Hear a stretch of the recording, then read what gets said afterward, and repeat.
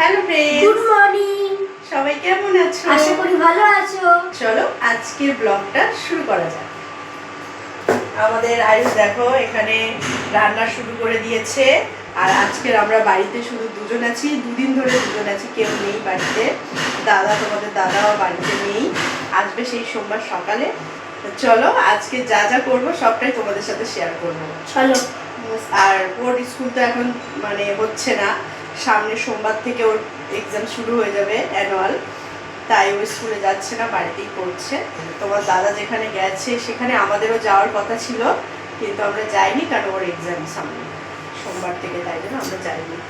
ওর exam শেষ হলেই আমরা যাব। এখন বাই। কিরে খাচ্ছিস? হ্যাঁ খাচ্ছি। কত বড় বাটি নিয়ে খাচ্ছে, তার তলে কি নিয়েছি? জল? ঠান্ডা হচ্ছে? এত বড় গামলাই করে কেউ খায়? ঢেলে নিবি তো,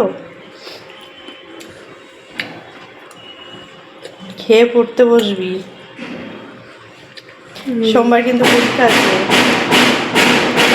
আবার কি আওয়াজ হচ্ছে নিচে? লিটিল গোল, তুই খেয়েছিস? আমি দিয়েছিলাম সকালে, তুই আবার দিয়েছিস? তুই কখন দিয়েছিস? এক্ষুনি। আমি তো সকালে দিয়ে খাইনি, সকালে খেয়েছে এই দুটো দানা, এই একটা, ওই ভেতরে অনেকগুলো আছে, এই সাইডে দানা খাইনি। এখন খাবে না, পেট ভরে গেছে। কিরে পেট ভরেছে তোর? মুখ ফোলাচ্ছিস কেন? কি হয়েছে? রাগ হয়েছে? হ্যাঁ রাগ হয়েছে মনে। কি বলছিস তো বুঝতেও পারি না, ঠিক করে বল। চলো এখন আমি আমার কাজ করব। বাজার থেকে একটু চিংড়ি মাছ নিয়ে এসেছিলাম, আর এখানে এনেছি শঙ্কর মাছ। চিংড়ি মাছটা আমি কচু দিয়ে রান্না করব।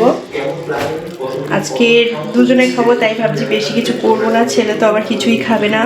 এই চিংড়ি মাছ আর কচু হলেই ওর হয়ে যাবে, আর কিছুই খাবে না, কোনো শাক সবজি না, কিছু না। তোমাদের দাদা তো বাড়িতে নেই, তাই কিছু করবো না, একটাই তরকারি ভাত করব, দুজনে খাবো। চলো একটু কাজ আছে, আবার তোমাদের সাথে পরে দেখা হবে। আমরা এখন দুপুরে লাঞ্চ করতে চলে এসেছি।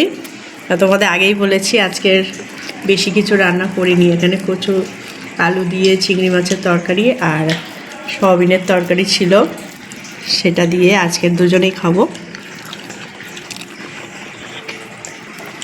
আমি কচুর তরকারিটা খুব ভালোবাসি, তাই করেছি। রান্না হয়েছে আজকে,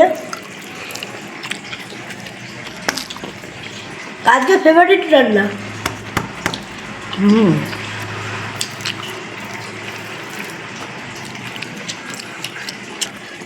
কচুর তরকারি হলে চিংড়ি মাছ দিয়ে ও আর কাউকে খেতে দেবে না, ওই নাকি সব একা খাবে।